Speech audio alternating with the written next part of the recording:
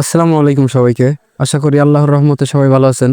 আজকে আমি আপনাদের সাথে শেয়ার করব হাঁস মুরগি আর কোয়েল পাখির বাচ্চাদের ব্রুডিং ম্যানেজমেন্ট। আজকে আমি আপনাদের সাথে শেয়ার করব আমার হাঁস মুরগি আর কোয়েল পাখির বাচ্চাদের ব্রুডিং ম্যানেজমেন্ট নিয়ে কিছু গুরুত্বপূর্ণ অভিজ্ঞতা। আলহামদুলিল্লাহ, আগের ভিডিওতে দেখেছেন সব বাচ্চাই সুস্থ আছে এবং এখনো পর্যন্ত একটাও মর্টালিটি হয় নাই।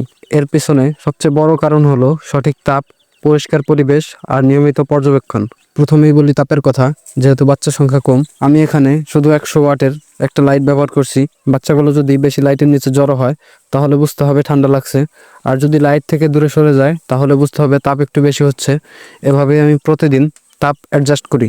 এরপর আসে খাবার পানির বিষয়। বাচ্চাদের জন্য আমি সবসময় পরিষ্কার পানি দেই আর খাবার দেই অল্প করে, কিন্তু বারবার, যাতে খাবার নষ্ট না হয় এবং বাচ্চারাও সবসময় ফ্রেশ খাবার পায়। পরিষ্কার পরিচ্ছন্নতাও খুব জরুরি। প্রতিদিন খেয়াল রাখি যেন ব্রোডিং এর জায়গা শুকনো থাকে, ভেজা বা নোংরা না হয়, কারণ এখান থেকেই বেশিরভাগ সময় রোগ শুরু হয়।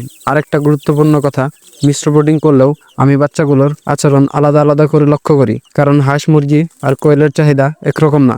যে বাচ্চাটা একটু দুর্বল মনে হয় ওইটার দিকে বাড়তি নজর দিই। সবশেষে সবকিছুই আল্লাহর রহমতে হচ্ছে। আমরা শুধু চেষ্টা করি। আপনাদের দোয়া আর ভালোবাসা থাকলে ইনশাল্লাহ সামনে আরো ভালো আপডেট নিয়ে আসবো। ভিডিওটি ভালো লাগলে লাইক দিন, কমেন্টে মতামত জানান, আর নতুন হলে ফলো করতে ভুলবেন না। আল্লাহ হাফেজ।